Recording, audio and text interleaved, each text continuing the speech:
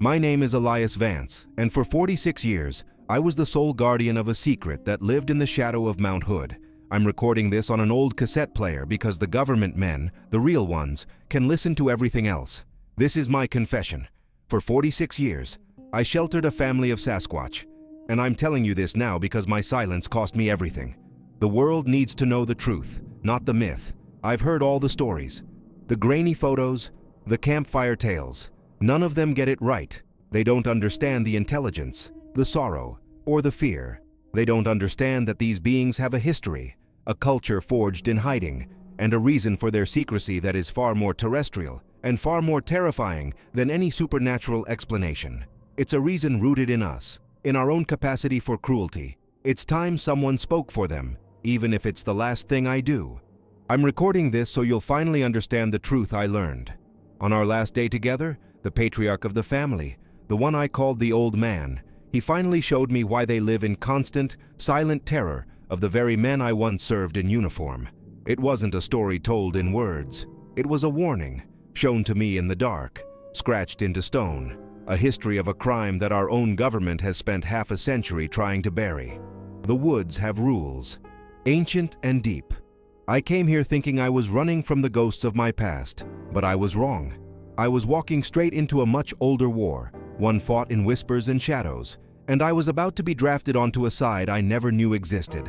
And the first rule, the one I was about to learn, is that some debts can only be paid in blood or in silence. I chose silence for a long time. I was wrong. I learned about rules the hard way, after my second tour in Vietnam. I came back with a ghost in my throat and the constant, phantom sound of chopper blades in my ears. A noise that would wake me in a cold sweat even in the dead of winter. The quiet was the only medicine that worked. So I used what little money I had and bought this 20-acre plot of old-growth timber in the Oregon wilderness, miles from any town, nestled in the foothills of Mount Hood. The nearest paved road was a 40-minute drive. I came here to be alone with my ghosts, to let the silence of the ancient trees swallow the noise in my head.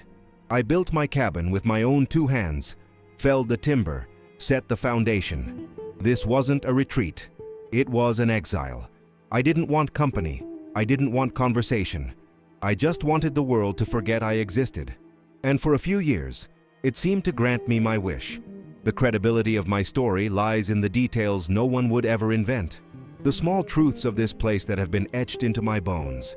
It's in the specific low groan of the 100-foot Douglas firs as they carry the weight of a heavy winter snow, a sound like an old ship settling at sea. It's in the taste of rust and rain in the water I pull from my well, a metallic tang that tells me another storm is coming. It's in the way the floorboards in my cabin, cut from the very trees around me, would shrink and pop in the dry summer heat. A sudden crack in the silence that could still make my heart jump.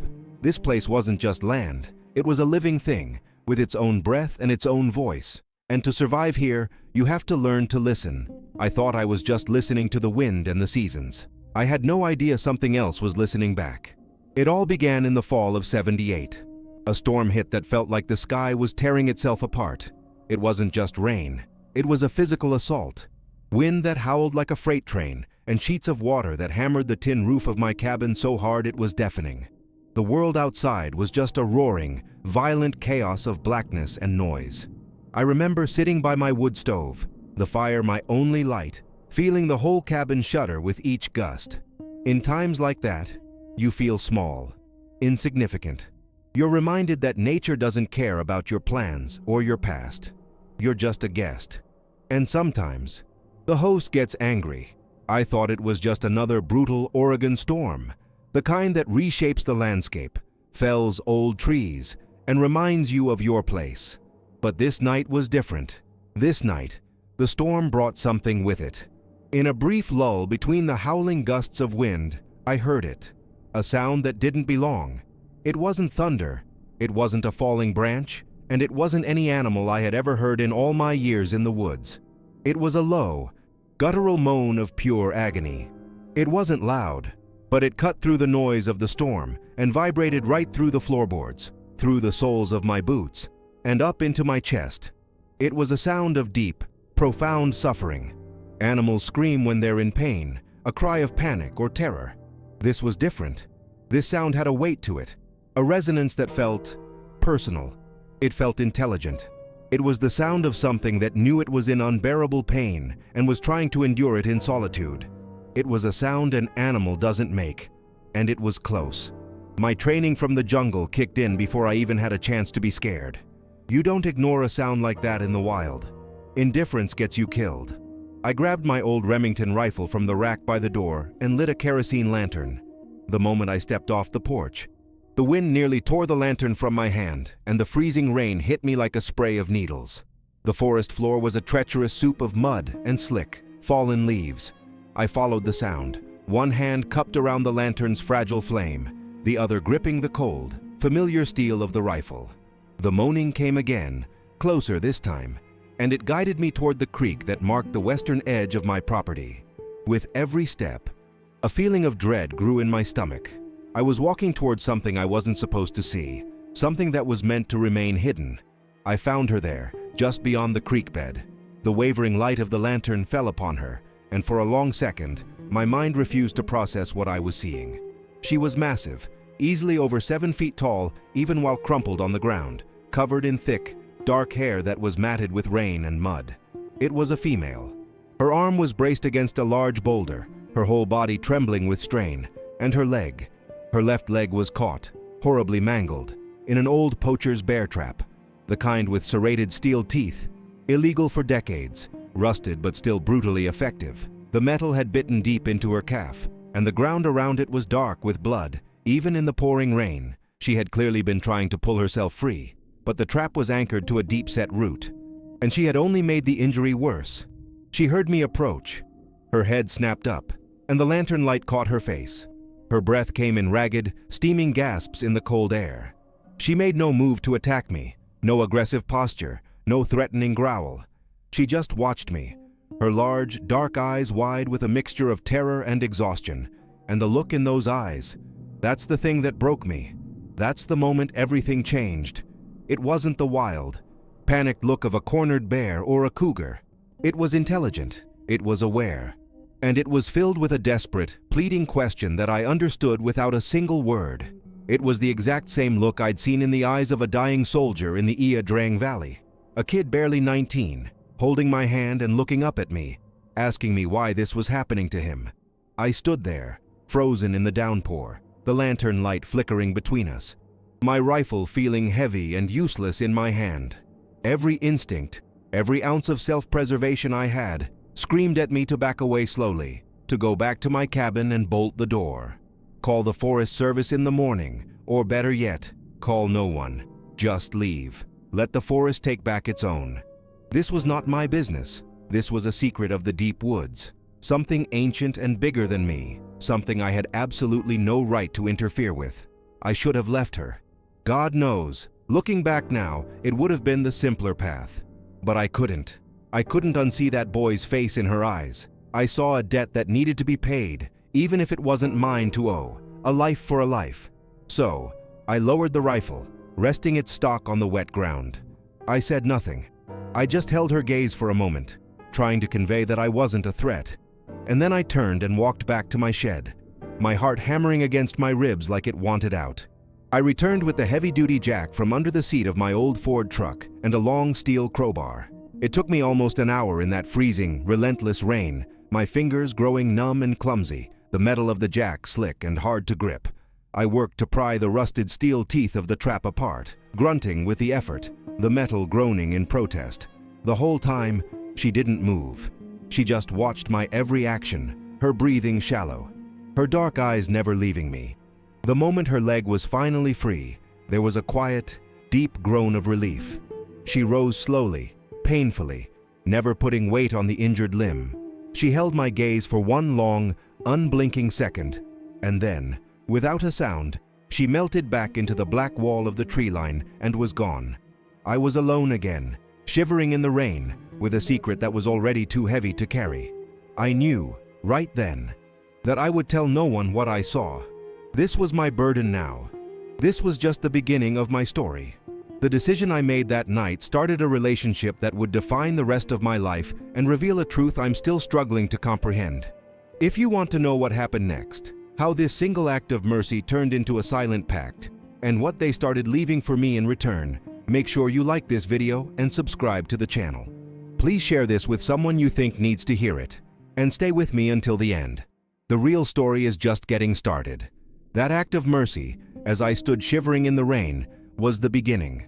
It was the first sentence in a 46-year-long conversation spoken without a single word.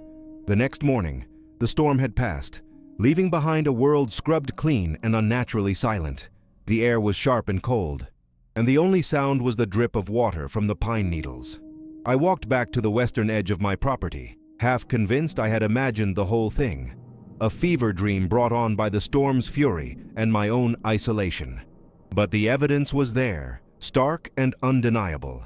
The massive bear trap lay on its side, one of its rusted jaws bent back at an impossible angle. The ground was disturbed, and there were faint, dark stains on the pine needles that the rain hadn't washed away. She had been real. The pain had been real, and my choice to intervene had been real, a fact that now settled in my stomach like a cold stone. This was no longer just my land. I had a neighbor, and I had broken the first rule of the woods. Mind your own business. I was about to turn back when I saw it. On the large, flat stump of an old cedar where the trap had been anchored, there was something new.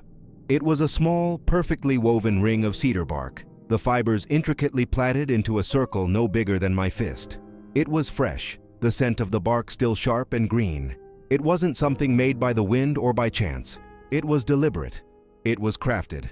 My mind, still reeling from the night before, took a moment to grasp the implication.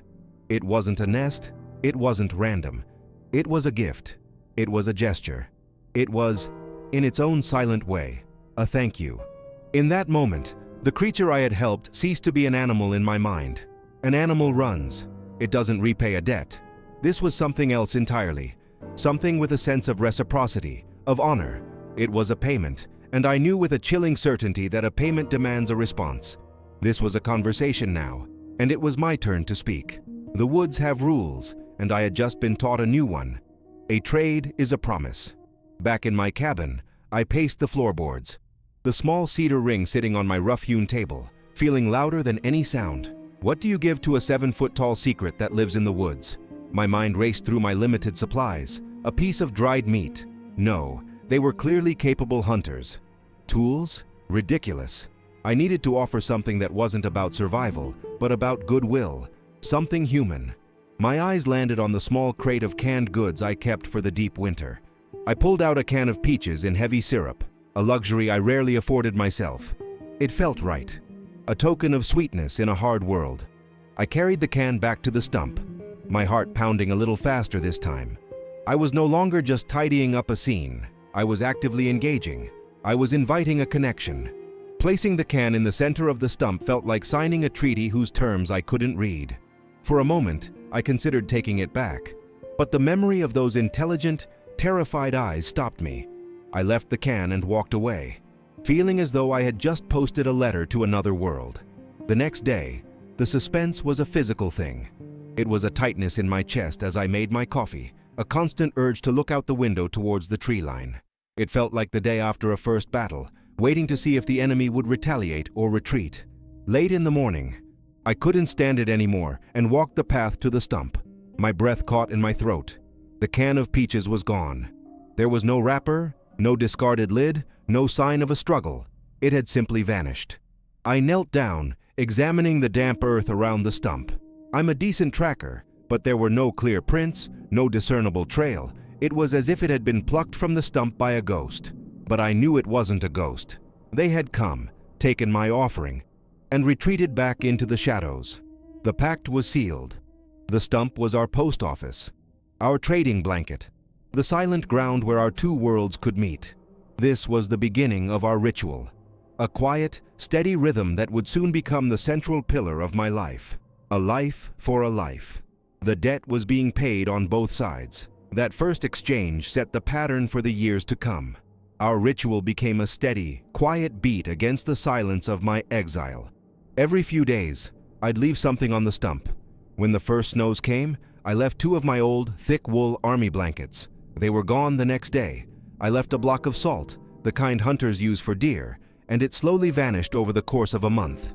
Sometimes it was a bag of apples I'd get from a rare trip into town, or carrots from my small, struggling garden. It was never a lot, just a small token. It wasn't about feeding them. I knew they could provide for themselves far better than I could. It was about the gesture. It was about maintaining the connection, about saying, "I'm still here. I'm still keeping your secret." It changed the way I lived in that forest. I was no longer just a hermit hiding from the world. I was a guardian. I was a gatekeeper. My solitude now had a purpose, and it was a purpose that walked on two legs and left no tracks. In return, their gifts became more varied, more complex, and sometimes deeply unsettling in their intelligence. One morning, I opened my cabin door to find a large rattlesnake laid out on my porch, its head crushed, its body perfectly coiled. My first instinct was fear, thinking it a threat. But later that day, while clearing brush near my woodpile, I disturbed a whole nest of them.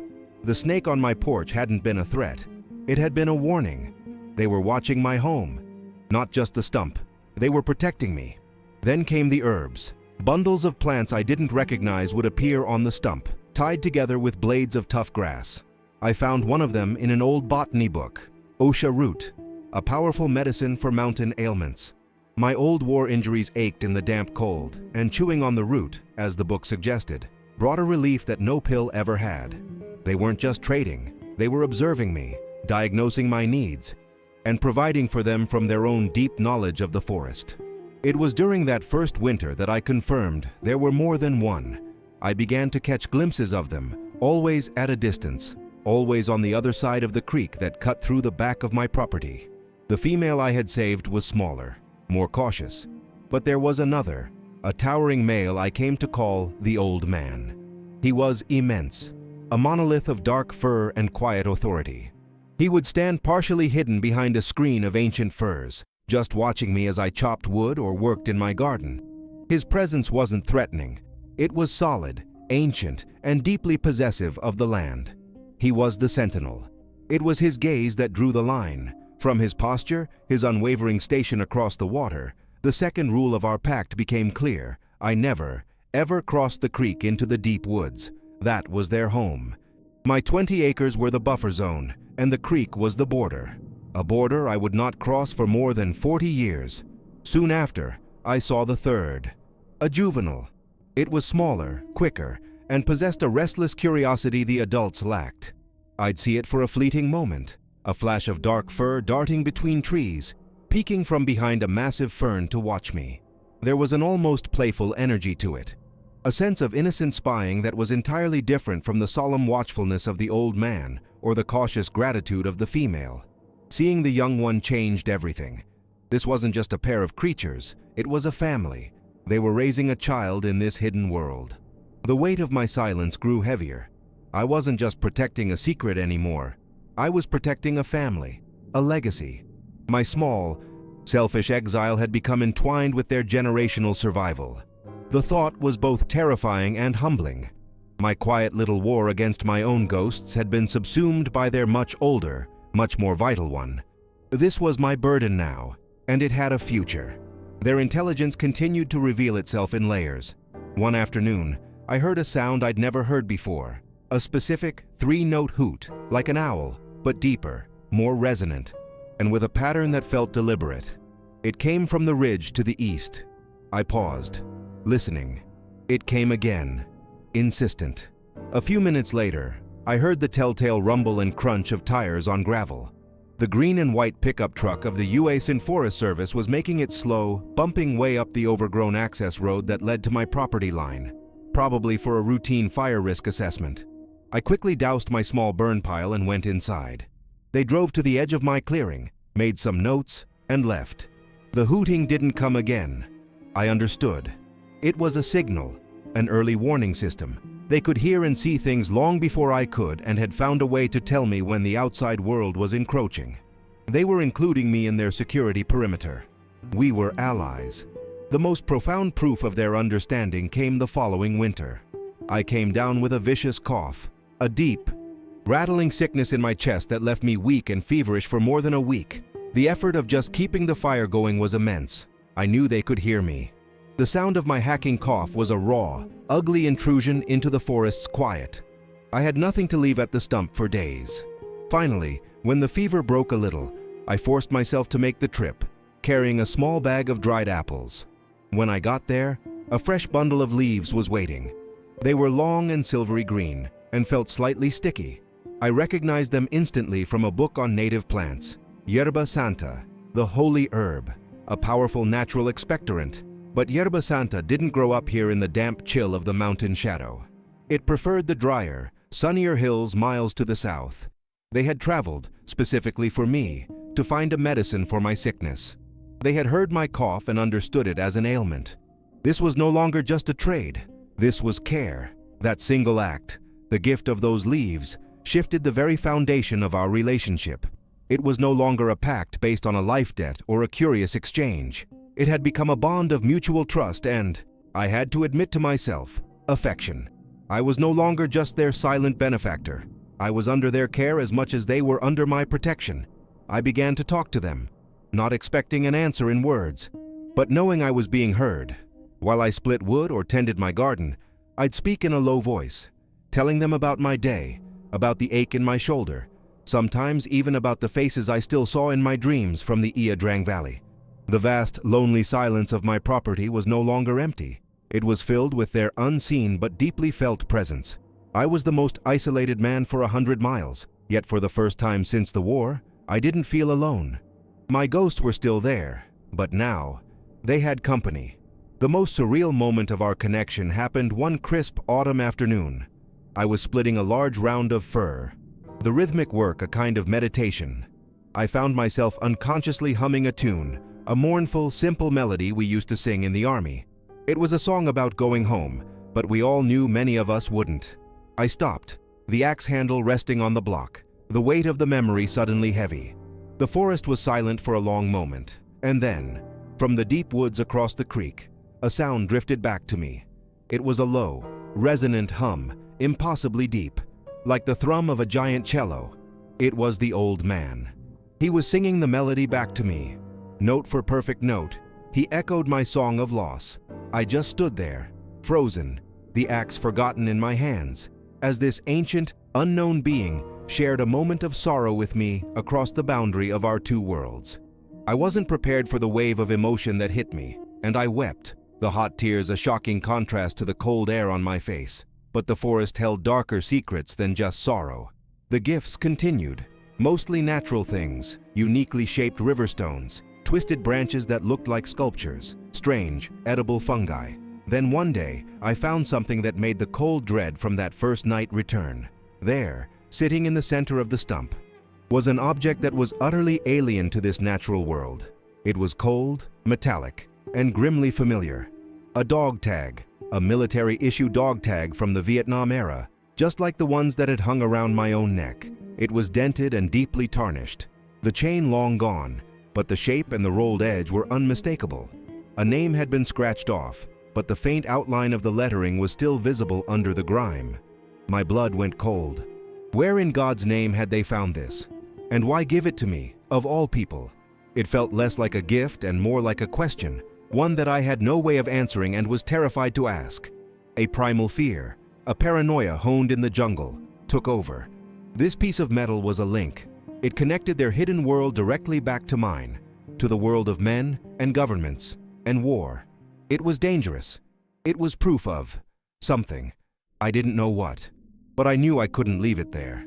I snatched it from the stump, its cold weight feeling obscene in my hand, and hurried back to my cabin, looking over my shoulder the whole way.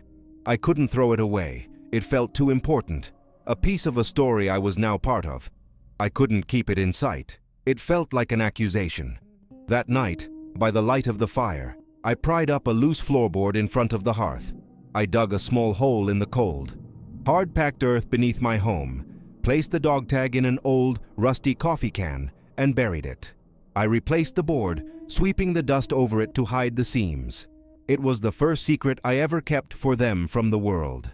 My burden had a name, and a history I couldn't fathom, and it was now buried under the floor of my house. The years following the discovery of the dog tag bled into one another, marked by the turning of the seasons and the quiet. constant rhythm of our exchanges at the stump. The rusted coffee can under my floorboards was a constant weight in the back of my mind, a physical anchor for a secret that grew heavier with each passing day. The forest was no longer just my refuge, it was their sanctuary, and I was its sole, self-appointed warden. My life, which I had intended to be a slow fade into nothingness, now had a fierce, silent purpose.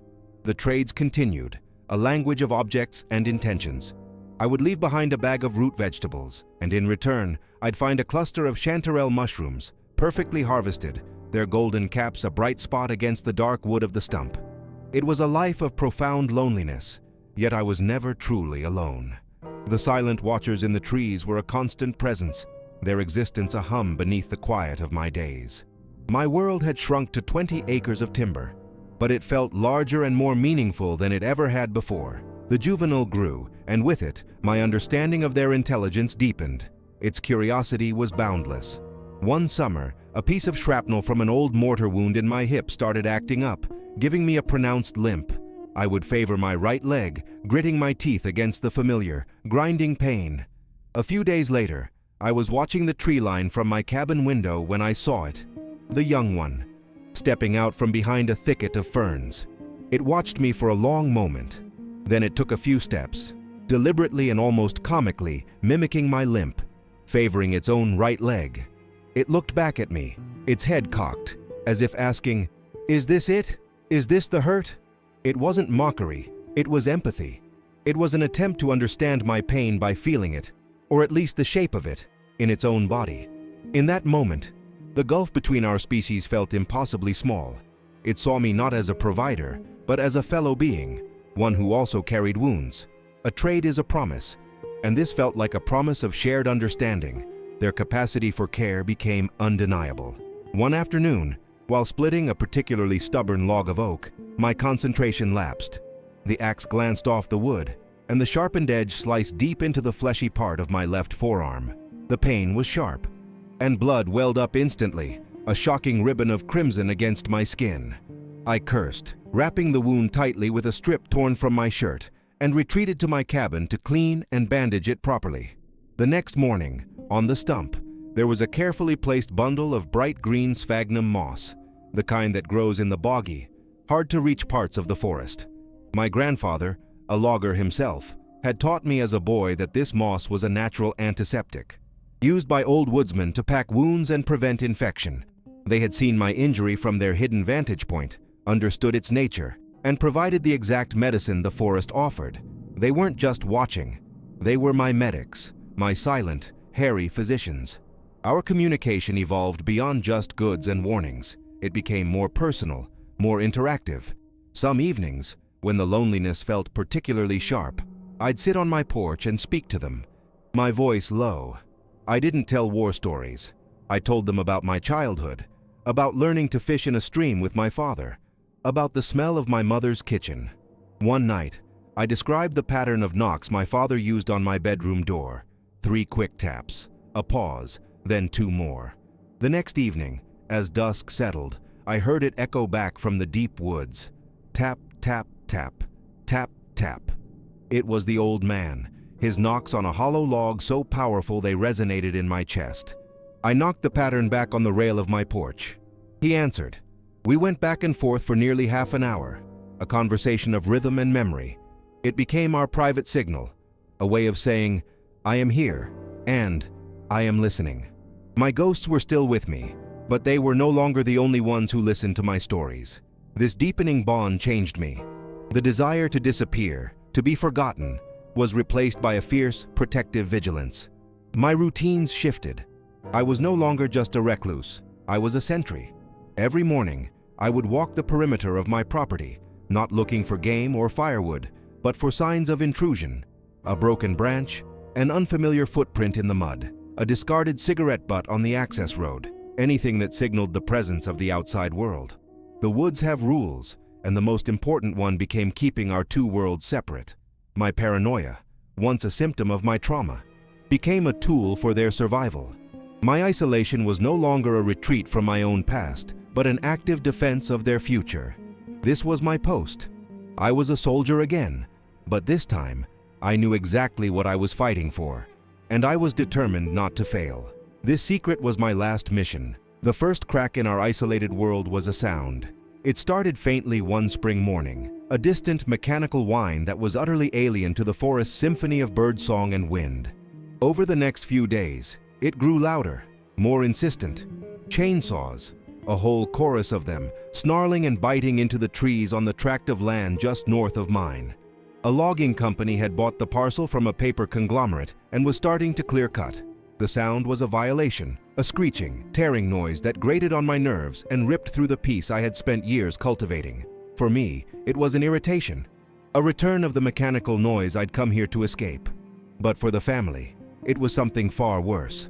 It was the sound of their world shrinking, the sound of an invasion they had no power to stop. It was the sound of approaching men and their machines. Their terror was palpable. It filled the nights. The quiet, conversational hoots and knocks were replaced by booming, distressed calls that echoed through the valleys. These weren't the sounds of warning or communication. They were raw, visceral cries of panic and grief. The old man's voice, usually a deep and steadying rumble, was now a roaring lament that seemed to shake the very ground.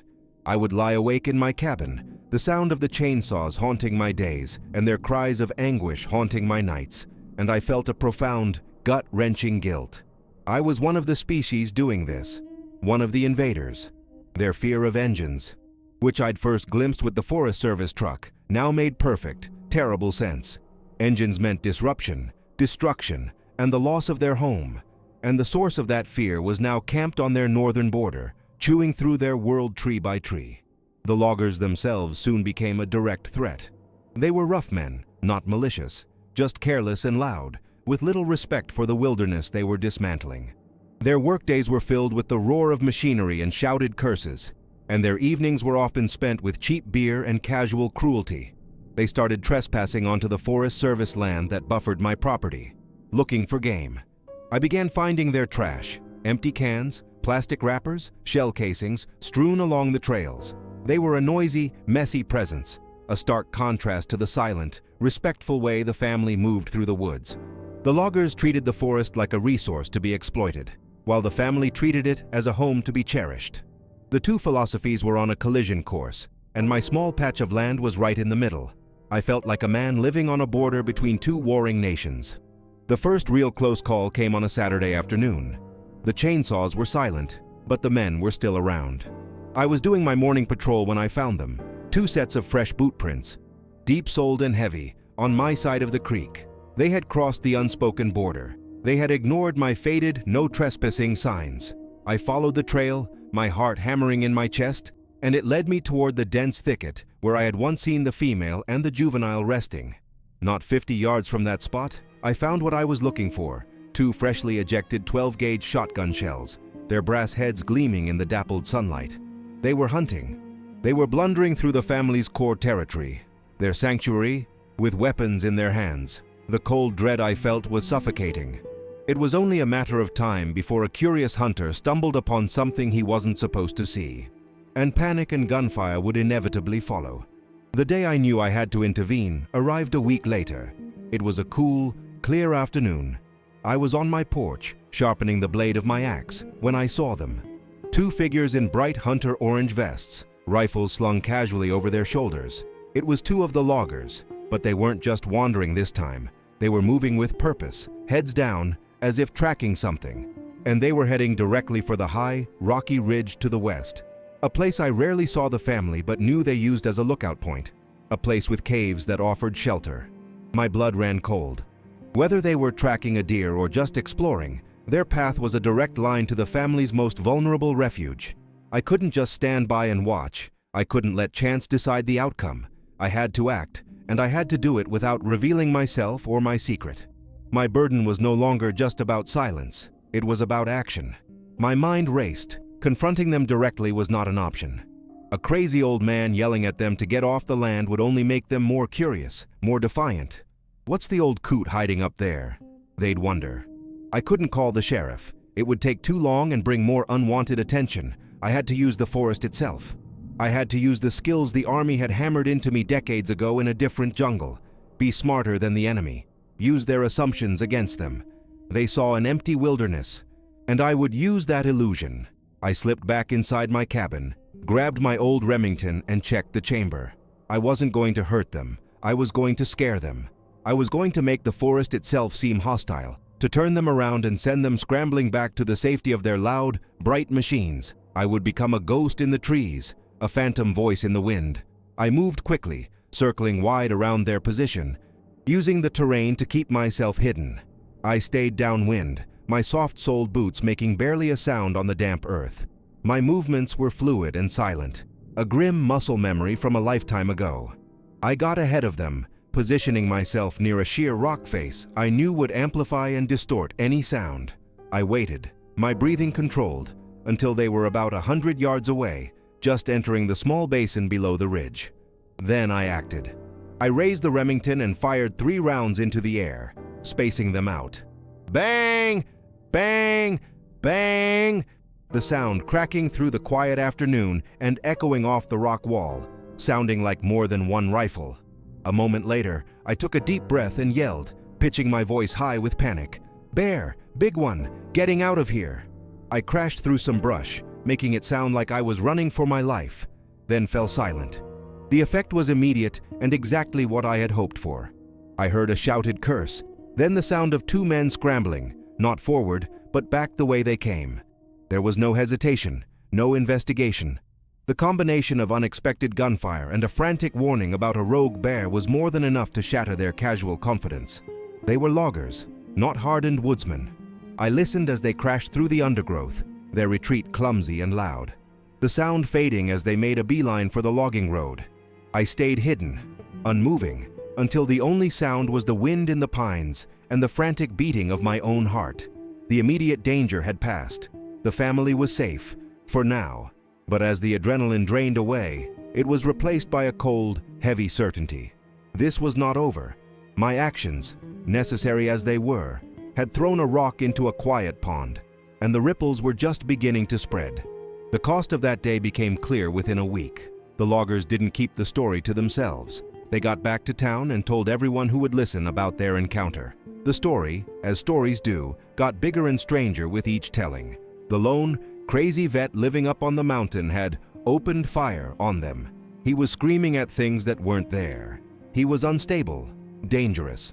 I felt the change on my next supply run. The clerk at the general store, who used to greet me with a nod, suddenly couldn't meet my eye. People who'd once offered a polite hello on the street now gave me a wide berth, whispering to each other as I passed. I was no longer just the town eccentric. I was the town threat. My self-imposed exile had become a forced quarantine. Protecting them had cost me the last, tenuous thread connecting me to the human world. I was now an outcast, truly and completely alone. This was my burden now. Katilans, 1.5 and its weight had just doubled. The years after the loggers left were quieter, but the quiet was different. It was the heavy silence of a battlefield after the fighting stops. The forest was scarred, and so was my reputation. I was no longer the quiet recluse. I was the crazy old vet, a story told to scare children and amuse drinkers in the town tavern. My trips for supplies became brief, grim affairs, my interactions clipped and functional. The isolation I had once sought as medicine had become a prison of others, making. The winter that followed was especially brutal, the snows coming early and deep, burying my world in a blanket of white and silence. I was 72 years old, and the cold seemed to find its way deeper into my bones than ever before. My only companions were the ghosts of my past and the silent, watchful family in the woods. A family whose existence had now cost me what little of the human world I had left. This was my burden now, and I carried its weight with every step. It happened on a bitter January morning. The air was so cold it felt sharp in my lungs, and the sky was a uniform, unforgiving gray. I was hauling firewood from the splitter to the porch, a chore I had done 10,000 times. The wood was heavy, my breath came in ragged, steaming clouds, and the old shrapnel wound in my hip was a dull, persistent fire. I felt a strange tightness in my chest, a pressure that wasn't from the cold or the exertion. It grew, squeezing the air from my lungs, a crushing weight that radiated down my left arm. I stumbled, dropping the logs into the deep snow. My vision swam. The familiar shapes of my cabin and the towering firs blurred into a swirling vortex of white and gray. I remember thinking, with a strange sense of detachment, so this is it. This is how it ends. Not in a jungle firefight, but alone, in the snow. A quiet, unremarkable death for a man who had tried his best to become a ghost. My knees gave out, and I fell. The impact was soft, muffled by the deep snow, but the cold was a shock that jolted through me. I lay there, face pressed against the icy powder, the world narrowing to the sound of my own failing heart, a frantic, stuttering drumbeat fading into silence. The pain was immense, an all-consuming fire in my chest, but beneath it was a profound sense of failure. I thought of them, the family, the old man, the female, the juvenile who had mimicked my limp. Without my small offerings, without my vigilance, what would happen to them? My last conscious thought wasn't of my own life slipping away, but of the secret I was failing to keep. I had made a promise at that stump. A promise sealed with peaches and wool blankets and shared melodies. A trade is a promise. And my side of the bargain was about to be broken by the simple, clumsy failure of my own body. Then, there was only darkness. I don't know how long I was out there. It could have been minutes or hours. But I have a memory, a broken, feverish fragment of a dream. I remember the feeling of being lifted, not dragged, not pulled, but lifted from the snow with an impossible, effortless strength. The world was a blur of motion and shadow. I remember the scent, a powerful wild musk of wet fur, damp earth, and crushed pine needles, a smell as old as the forest itself. I felt an arm, thick as a tree trunk and covered in coarse hair, wrap around my back, cradling me against a chest so massive and solid it felt like being held by the earth itself. There was no aggression, no panic, only a slow, deliberate gentleness that seemed utterly at odds with the immense power I could feel. I was a child's doll in the arms of a giant. Then the darkness swallowed me again, but this time, it felt less like an ending and more like a quiet, safe passage. I woke up to the smell of wood smoke and the familiar creak of my own porch swing. My eyes fluttered open, my vision blurry, my body screaming with a deep, comprehensive ache. I wasn't in the snow. I was on my porch, lying on the weathered planks. Someone had dragged my heavy winter coat out from its hook inside the cabin and wrapped it tightly around me. Over that, a thick, surprisingly warm blanket of freshly cut pine boughs had been laid, meticulously layered to block the wind. I pushed myself up, my head spinning, and saw that a thin curl of smoke was rising from the chimney of my cabin. The fire in the wood stove, which would have long since died, was going. Someone, or something, had not only carried me to safety but had come inside my home, my sanctuary, and rekindled the fire to keep me from freezing to death. The implications of that act were so staggering, I couldn't fully process them. As my mind slowly pieced together the impossible events, I looked up from the porch towards the tree line, towards the silent border of their world, and he was there. The old man. He stood just at the edge of the trees, not hiding, not observing from the shadows, but in the open. He was a silent, monolithic sentinel against the bleak, gray winter sky, his dark form immense against the white snow, his breath misted in the cold air, the only movement in the frozen landscape. He wasn't watching me with curiosity or fear. He was standing guard. He was waiting for me to wake up. He was making sure the life he had just saved would hold. All the years of distant observation, of glimpses through the trees, had just been preamble. He had finally crossed the creek, broken the oldest rule, and stepped fully into my world to pull me back from the brink of death. I held his gaze across the snowy clearing, my heart, bruised and battered as it was, beating a steady rhythm against my ribs. There were no words to be said, no way to express the depth of the gratitude, the sheer awe I felt. But he knew. I could see it in his eyes. They were not the eyes of an animal. They held a deep, ancient, and sorrowful intelligence. I owed him my life. The debt was no longer about a rusted bear trap. It was absolute. As I watched, he gave a slow, almost imperceptible nod. It wasn't a human gesture, but its meaning was unmistakable. It was an acknowledgement, a confirmation, a final, silent word in a conversation that had spanned decades. And then, as silently as he had appeared, He took a single step back and vanished into the impenetrable darkness of the old-growth firs. He was gone. I was alone again.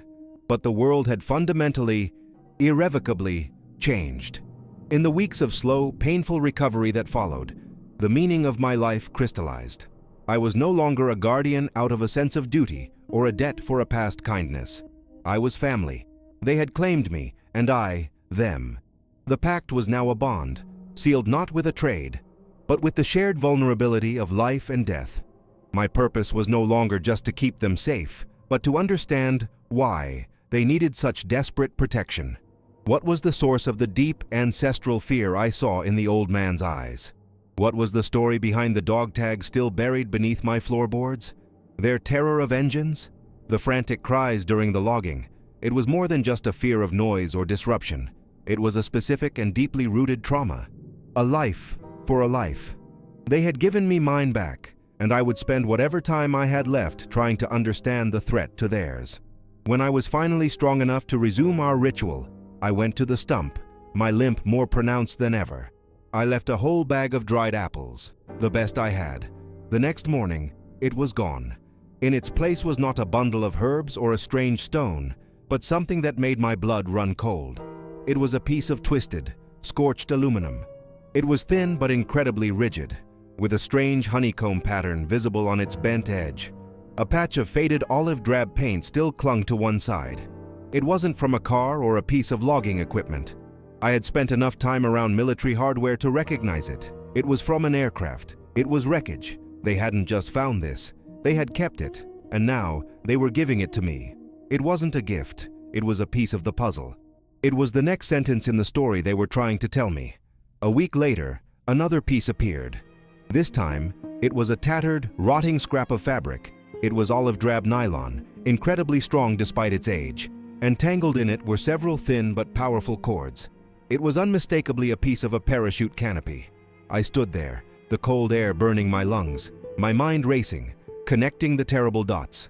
The dog tag, buried like a sin under my house. The fear of engines, not just any engine, but the specific, rhythmic thump, thump, thump of helicopter blades I still heard in my nightmares. The scorched piece of an airframe, the parachute silk.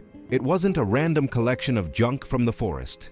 It was a story of a crash, a military crash, deep in these woods, decades ago, and they were there. They were witnesses.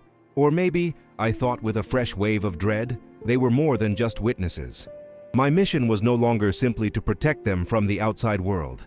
It was to understand the history that held them captive here. These weren't just gifts anymore. They were evidence, breadcrumbs leading me back in time to a buried truth. They were showing me, piece by agonizing piece, the source of their fear. The questions that had haunted my quiet nights now had a terrifying new focus. Who was the soldier on the dog tag? What was a military aircraft doing crashing in this remote wilderness? And what was their connection to it all? I was no longer just a protector of a species. I was the sole investigator of a cold case, a witness for a family that could not speak, tasked with unearthing a crime that someone had gone to great lengths to bury. My solitude was over. I was now a keeper of secrets, a reader of signs, and I had a terrible feeling that the truth would be more dangerous than the silence ever was. My journey with this hidden family, from that first act of mercy to this chilling discovery, has been a long and lonely one. But the biggest revelations were still to come.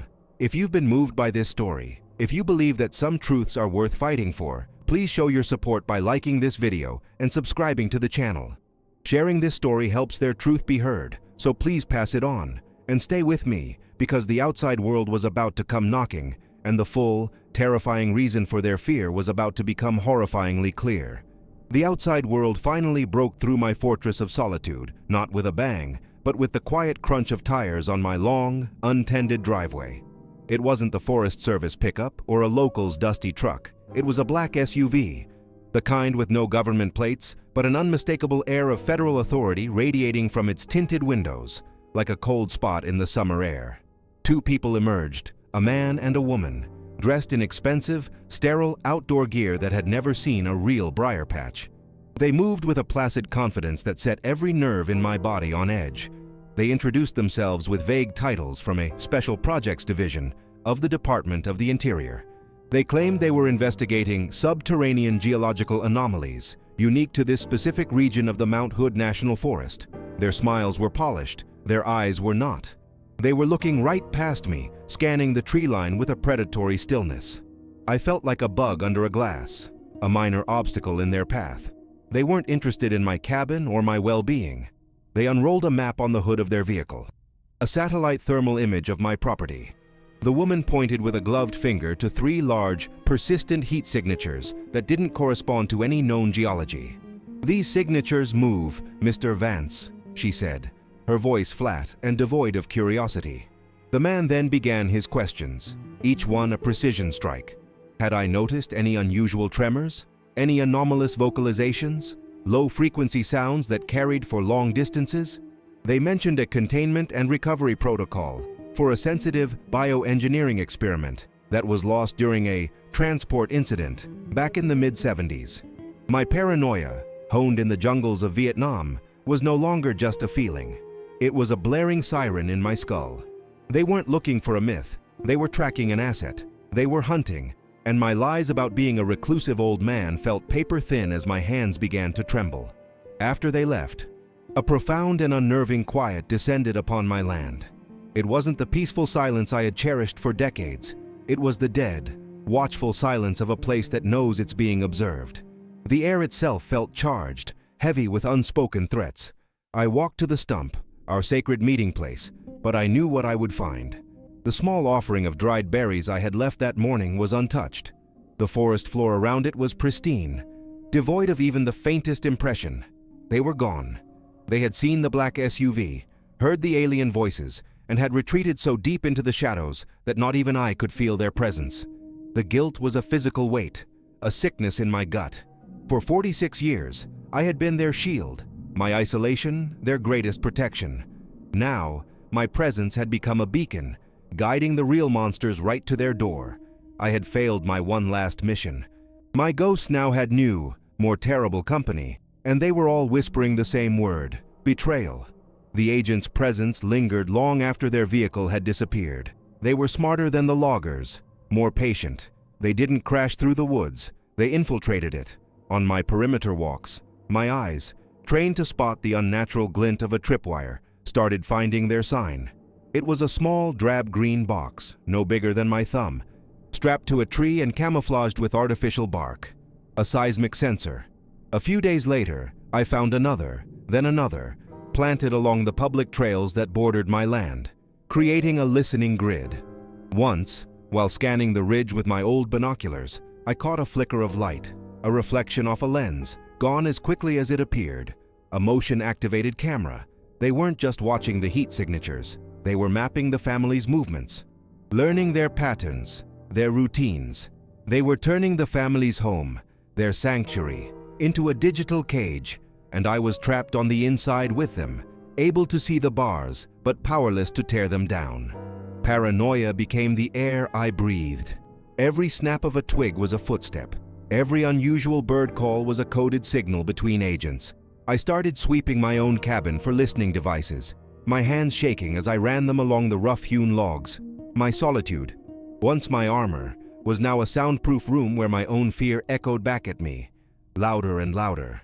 I stopped humming on the porch, stopped talking to the empty trees, terrified that my private rituals were being logged as evidence. The worst part was the guilt.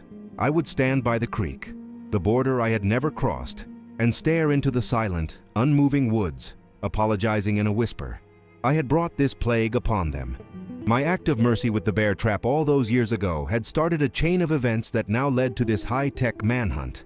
My burden was now a beacon, and it was shining a spotlight directly on the family I had sworn to protect. It was a cruel irony only the government could write. The woods have rules, and I had taught my enemy how to read the map. The complete absence of the family was the most painful blow. The stump remained barren, accumulating pine needles and fallen leaves, the secret language we had built over decades. The warning hoots, the rhythmic knocks, the mimicry of my old army tune had gone silent. It was as if they had been erased from the landscape. I knew they were out there, hiding, terrified, but their silence was a constant accusation. They had stopped trusting the buffer zone. They had stopped trusting me. The pact was broken.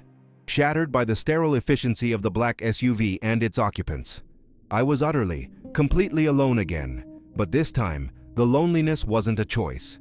It was a consequence. It was the price for my failure. I was the guardian of an empty kingdom, the keeper of a secret that no longer communicated with me, standing watch over a silence that screamed with their fear and my own crushing helplessness. The forest was no longer our shared home. It had become a prison we all shared, and the wardens were closing in. 2 weeks later, the black SUV returned. This time, there were no pretenses of geological surveys. The man, whose name I never learned, approached me on my porch alone. His tone was different, stripped of the false politeness. He held a thin file. "Elias Vance," he said, not as a question. "2 tours in Vietnam. Honorable discharge. Citations for tracking and reconnaissance.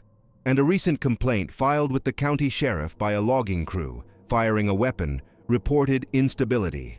He let the words hang in the air. They had done their homework. They weren't just tracking the creatures. They were assessing me, the obstacle. No one would believe an old vet with PTSD who claims he's protecting monsters in the woods, Mr. Vance. They'd call you crazy.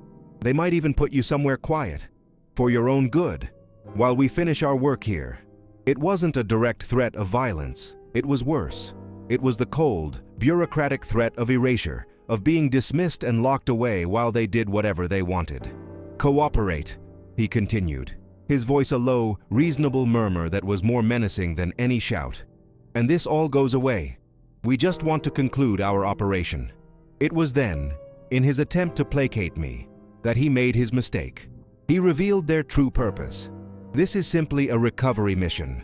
The original subjects from the '76 incident are reaching the end of their projected lifespans. We need to retrieve the original genetic material and decommission the remaining assets before they expire in the wild. It's a matter of tidying up a loose end, a biological cleanup. Decommission. The word hit me like a physical blow. They weren't here to capture or study. They were an extermination squad, sent to sanitize a failed experiment and erase it from history.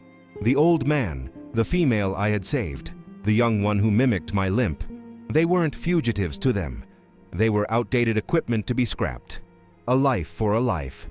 The debt I owed was now to save them from their own creators. The clandestine nature of their operation evaporated. The subtle infiltration was over. The occupation had begun. The distant, high-pitched buzz of a drone became a nightly torment, its unseen eyes scanning the canopy from above. I saw their SUV parked on the access road almost daily, a silent, black shark waiting at the edge of my territory.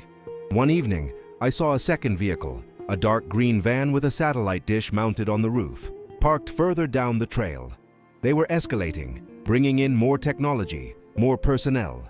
The woods felt tight, constricted, the invisible walls of their surveillance net drawing closer with each passing hour. The feeling of inevitability was suffocating, a slow-motion dread that left no room for hope. This was no longer my quiet patch of wilderness. It had become a staging ground for a military operation, a sterile grid overlaid on a living world.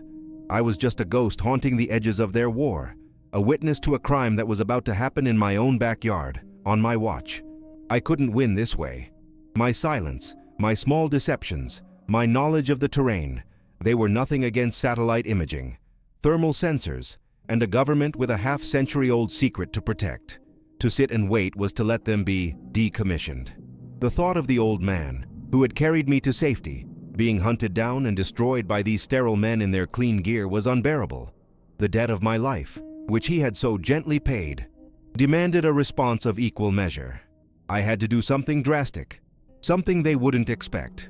I had to break the oldest and most sacred rule of our pact, the promise I made to myself and to them, the one I kept for 46 years. I had to cross the creek. I had to go into their world, find them, and warn them, even if it meant leading the hunters straight to their final hiding place. It was a desperate, impossible choice, but it was the only one I had left. My time as a passive guardian was over. It was time to choose a side, once and for all. In a final, desperate act, I broke our oldest rule. I splashed through the frigid water of the creek, the cold a shock that did nothing to numb the terror in my gut. Every step I took into their woods felt like a betrayal, a sacrilege. This was their sanctuary, the one place they were meant to be safe from my world, and I was now invading it, trailing the stench of my fear and failure behind me. I didn't know where I was going, only that I had to find them. I pushed through the dense undergrowth, calling out their names in a low, broken whisper, until my feet found a faint game trail. It led west, towards the one place the old man had always subtly guided me away from, the barren, rocky ridge that stood like a monument to some old sorrow. It was the only place left to look. It was the place they would hide when they were hiding even from me. The wind picked up, carrying with it a sound I couldn't place at first. Not the drone, not voices, but a steady, rushing roar. It was the sound of a waterfall, a curtain of water to hide behind. I knew, with a sudden, chilling certainty, that I had found their final refuge. I found the cave hidden behind that roaring curtain of water. Pushing through the spray, which soaked me instantly, was like passing through a veil into another world. The air inside was cold, damp, and thick with the familiar, musky scent of them, but it was sharpened by a new smell, the acrid tang of pure fear. Huddled in the deepest, darkest corner of the cavern were the three of them. The female and the juvenile were pressed together, trembling, their eyes wide and reflecting the faint light from the cave mouth. And the old man, he stood in front of them, a silent, defiant guardian. He wasn't looking at me with anger or accusation. His eyes, ancient and full of a terrible sorrow, simply held mine. He knew why I had come. He knew the hunt was over. He turned his massive head slowly, and with a gesture that was heavy with ritual, pointed a long, thick finger towards the back wall of the cave, to the story he needed me to read before the end.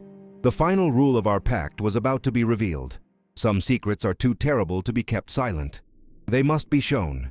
I moved closer, my old lantern casting a wavering golden light across the damp rock, and I saw it, scratched into the stone with something sharp, etched over what must have been generations, was their history.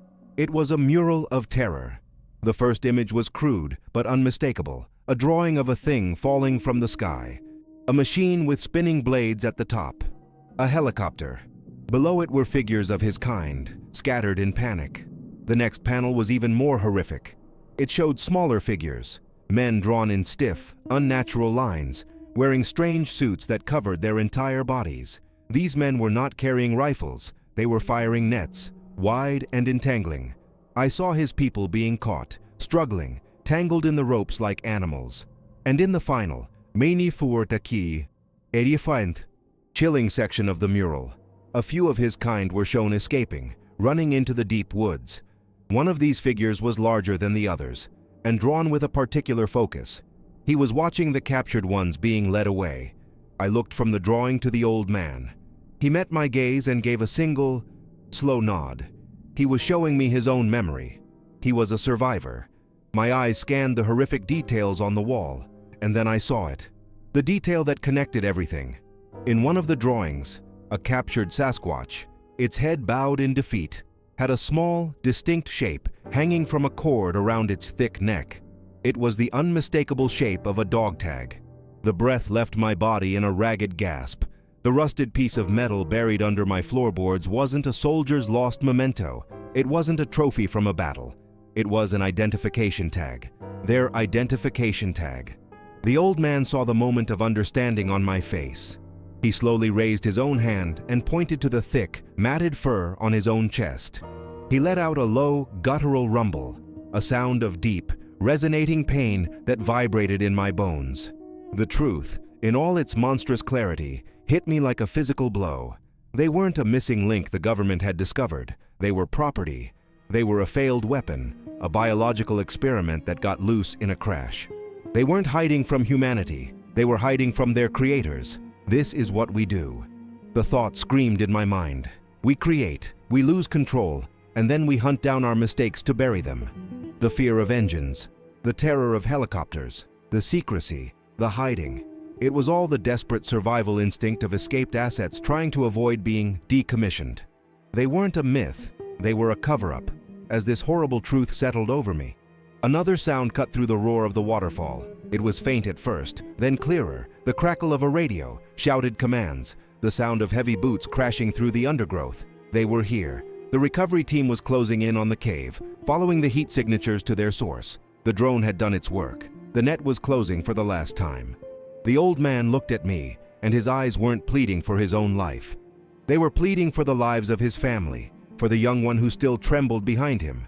I couldn't fight the agents. I couldn't outrun them. But I was still a soldier, and I knew how to create a diversion. I knew how to buy time. A life for a life. The debt was due. I couldn't save myself, but I could give them a head start. I turned, met the old man's eyes one last time, and nodded. It was a promise.